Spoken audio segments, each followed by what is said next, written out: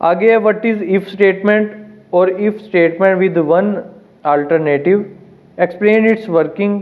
If statement क्या है, ये है सिर्फ इफ स्टेटमेंट, इफ एल्स नहीं है ये क्या है, सिर्फ इफ है। इफ के अंदर क्या होगा, इफ के अंदर एल्स नहीं होगा। इफ के अंदर, सिंपल इफ के अंदर इफ कंडीशन होगी और बॉडी के अंदर स्टेटमेंट्स होंगी। अगर ये कंडीशन ट्रू होगी तो स्टेटमेंट्स एग्जीक्यूट हो जाएंगी, अगर ये कंडीशन फॉल्स होगी तो कुछ भी नहीं होगा। यानी अगर आप कोई चीज़ लेने जाते हो, आपको घर वाले कहते हैं भाई ये चीज़ मिले तो लानी है वरना नहीं लेके आनी, कुछ भी नहीं लेके आना। कंडीशन ट्रू होगी तो ये स्टेटमेंट्स एग्जीक्यूट हो जाएंगी, कंडीशन फॉल्स होगी तो ये बाहर आ जाएगा। If is a keyword in C language, C language के अंदर इफ एक कीवर्ड है। If statement is a decision making statement, if statement एक डिसीजन मेकिंग स्टेटमेंट है, यानी फैसला करने वाली स्टेटमेंट है, जो कि डिसीजन करती है, फैसला करती है कि जो इसकी स्टेटमेंट्स हैं वो एग्जीक्यूट होंगी या नहीं होंगी। It is the simplest form of selection structure, selection structure की सादा तरीन फॉर्म है, सिंपलेस्ट फॉर्म है। It is use to execute और स्किप अ स्टेटमेंट और set of statement by checking a condition. ये किस लिए इस्तेमाल होती है, स्टेटमेंट्स को एग्जीक्यूट या स्किप करने के लिए, एक या एक से ज़्यादा स्टेटमेंट, यानी एक स्टेटमेंट भी हो सकती है, एक से ज़्यादा स्टेटमेंट भी हो सकती हैं, सेट ऑफ स्टेटमेंट्स भी हो सकता है, जो क्या करती है उन्हें एग्जीक्यूट भी करवा सकती है और स्किप भी कर सकती है। The condition is given as a relational expression, condition क्या है, रिलेशनल एक्सप्रेशन के अंदर लिखी जाती है। जैसे रिलेशनल ऑपरेटर थे, greater than, less than, greater than, equal to, less than, equal to, not equal to, ये क्या है, रिलेशनल ऑपरेटर है। दो ऑपरेंड के दरमियान जब हम किसी रिलेशन ऑपरेटर को यूज़ करते हैं तो रिलेशनल एक्सप्रेशन बन जाती है। जैसे हम कहते हैं कि ए ग्रेटर देन बी है या ए इक्वल टू बी है, तो ये क्या कि रिलेशनल एक्सप्रेशन है जो कि हम कंडीशन के अंदर लिखते हैं। इफ कंडीशन इज ट्रू, अगर कंडीशन ट्रू होगी द स्टेटमेंट और set of statement after if statement is executed, अगर कंडीशन ट्रू होगी तो जो भी स्टेटमेंट इफ कंडीशन के बाद होंगी उसकी बॉडी के अंदर होंगी वो एग्जीक्यूट हो जाएंगी। इफ कंडीशन इज फॉल्स, अगर कंडीशन फॉल्स होगी स्टेटमेंट और set of statement after if statement is not executed, और अगर कंडीशन फॉल्स होगी तो जो भी स्टेटमेंट उसकी बॉडी में या इफ स्टेटमेंट के बाद होंगी वो एग्जीक्यूट नहीं होंगी। सिंटैक्स क्या है, इफ कंडीशन और फिर स्टेटमेंट। कंडीशन के बाद कभी सेमीकोलन नहीं आता। अगर आपने एक से ज़्यादा स्टेटमेंट्स को यूज़ करना है तो इफ कंडीशन फिर स्टेटमेंट 1 2 3 4 यानी एन तक जाएगा और बॉडी क्लोज हो जाएगी। फ्लो चार्ट क्या है, flow chart of if statement, पहले कंडीशन पे आ रहा है, कंडीशन चेक करेगा, कंडीशन अगर ट्रू होगी तो स्टेटमेंट एग्जीक्यूट हो जाएगी, अगर फॉल्स होगी तो एग्जिट कर जाएगा, फिर कुछ भी एग्जीक्यूट नहीं होगा। प्रोग्राम देखें, write a program that input marks and display congratulations you have passed if marks are more than 40, या इफ मार्क्स आर 40 और मोर, या 40 हो या उससे ज़्यादा अगर मार्क्स होंगे तो क्या करेगा, मैसेज शो करेगा congratulation you have passed.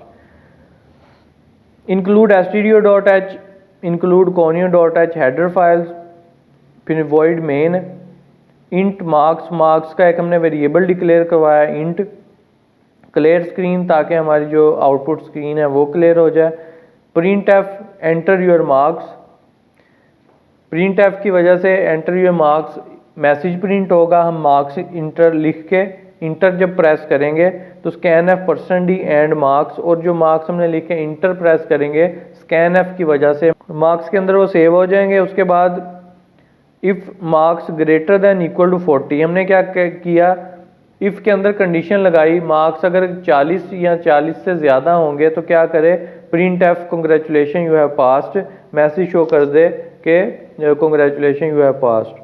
Otherwise अगर 40 से कम होंगे तो कुछ भी नहीं होगा।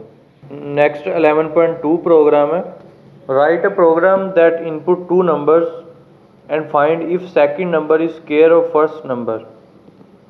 स्क्वायर क्या होता है, यानी नंबर को उसी नंबर के साथ मल्टीप्लाई करें तो वो क्या कहलाता है, उसका स्क्वायर कहलाता है। जैसे 2 × 2 क्या होगा, 2 का स्क्वायर, 3 × 3 क्या होगा, 3 का स्क्वायर, 4 × 4 4 का स्क्वायर। वो कह रहे कि अब सबसे पहले आप लें कि write a program that input 2 numbers, पहले यहाँ तक रीड करके प्रोग्राम स्टार्ट कर दें। सही है। मुख्तलिफ पार्ट्स में हमने प्रोग्राम को डिवाइड करके फिर सॉल्व करना है ताकि आसानी, पहले पूरे प्रोग्राम को अगर आप रीड कर लेंगे, करने लग जाएंगे, थोड़ी मुश्किल हो सकती है आपको। पहले एक बार रीड कर लें, लेकिन उसके मुख्तलिफ हिस्सों के अंदर उसे प्रोग्राम को राइट करें। पहले वो कह रहा है कि write a programme input 2 numbers. अब इसमें हमने क्या करना है, एक प्रोग्राम लिखना है जिसमें 2 नंबर इनपुट यानी यूजर से लेने हैं। इसका मतलब कि 2 हमारे पास प्रिंटफ और स्कैनफ की 2 स्टेटमेंट्स लगेंगी। सबसे पहले हेडर फाइल्स आ जाएंगी, हैश इंक्लूड stdio.h और हैश इंक्लूड conio.h, सही है। वॉइड मेन, फिर करली ब्रैकेट से बॉडी स्टार्ट इंट a और b। वेरिएबल का नेम आप कुछ भी ले सकते हैं, ab ले लें, nm ले लें, n1 n2 ले लें, कुछ भी ले सकते हैं। इंट a और b 2 वेरिएबल उसने लिए। फिर क्लियर स्क्रीन, ताकि हमारी जो आउटपुट स्क्रीन है वो क्लियर हो जाए। Print F enter a number, जब प्रोग्राम रन होगा तो एक मैसेज हमारे पास शो होगा, enter a number. User number enter करेगा। फिर scanf %d and a, scanf की वजह से एंड a के अंदर जो भी नंबर यूजर लिख के एंटर प्रेस करेगा उस वो वाली वैल्यू a को मिल जाएगी, सही है। ऐसे ही फिर सेकंड नंबर के लिए print F enter a number. आप ऐसे भी मैसेज शो करवा सकते हैं, फर्स्ट में इंटर फर्स्ट नंबर, सेकंड में inter second number. Scanf %d and b, और b के अंदर जो दूसरा नंबर इंटर करेंगे उसकी वैल्यू सेव हो जाएगी, वो वाला नंबर b को मिल जाएगा। फिर उसने कहा कि अब हमारा पहला हिस्सा हो गया प्रोग्राम का। आगे वो कह रहा है and find if second number is square of first number, यानी कि अगर हम फर्स्ट नंबर का स्क्वायर लें तो वो सेकंड नंबर के इक्वल आता है या नहीं आता, ये हमने चेक करना है। तो इफ a मल्टीप्लाई a या a asterisk a equal to b, अब equal to b double equal है। मैंने कहा था कि जब सिंगल इक्वल होता है वो असाइनमेंट ऑपरेटर होता है, जो डबल इक्वल होता है वो कंपैरिजन ऑपरेटर होता है। 2 वैल्यूज को कंपेयर करने के लिए इस्तेमाल होता है कि 2 वैल्यूज इक्वल हैं या नहीं है। a multiply a equal to b, ये क्या करेगा, अगर तो a वाली वैल्यू फॉर एग्जांपल उसने 5 इंटर किया है फर्स्ट नंबर में, सेकंड नंबर में 25 एंटर किया, तो 5 मल्टीप्लाई 5 25 तो इक्वल हो गया। तो फिर क्या प्रिंट करवा देगा, second number is square of first number, के सेकंड नंबर फर्स्ट नंबर का स्क्वायर है। अगर वो कोई और नंबर इंटर करते हैं, यानी फर्स्ट नंबर 5 ही एंटर करता है, सेकंड नंबर 30 एंटर कर देता है, तो 25 नॉट इक्वल टू 30 हो जाएगा।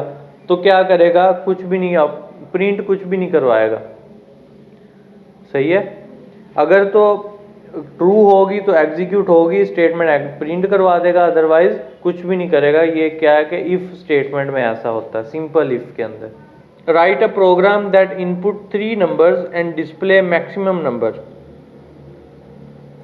वो कह रहा है कि प्रोग्राम राइट करें और 3 नंबर यूजर से इनपुट लें, यानी यूजर से अब कितने नंबर लेने हैं, 3 नंबर। कितनी प्रिंटफ और स्कैनफ की स्टेटमेंट्स लगनी है, 3।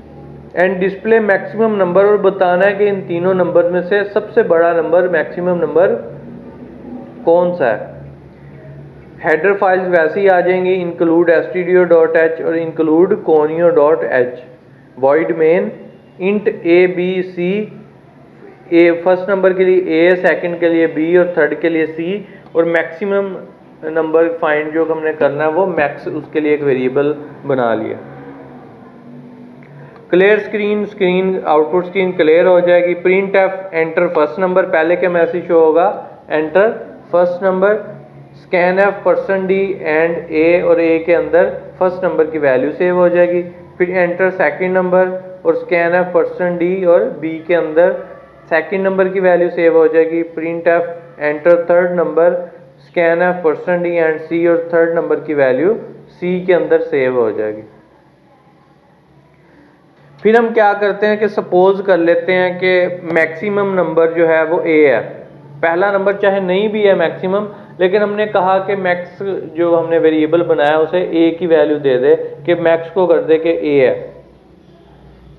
फिर चेक करें if b greater than max. अब b में क्या थी, एक मैक्स में a की वैल्यू थी, बी के साथ कंपेयर करेगा, अगर तो बी की वैल्यू मैक्स से बड़ी होगी तो मैक्स को क्या दे देगा, बी की वैल्यू दे देगा। फिर क्या चेक करेगा, if c greater than max, अगर मैक्स में जो वैल्यू, अब बी की वैल्यू मैक्स में आ गई थी और सी की वैल्यू अगर मैक्स से बड़ी है तो फिर क्या कर देगा, मैक्स इक्वल टू सी कर देगा और क्या प्रिंट करवा देगा, maximum number is percent D, और मैक्स की वैल्यू परसेंट डी की जगह प्रिंट हो जाएगी। अब फॉर एग्जांपल फर्स्ट नंबर वो एंटर करता है 20, सेकंड नंबर 30 और थर्ड नंबर 12।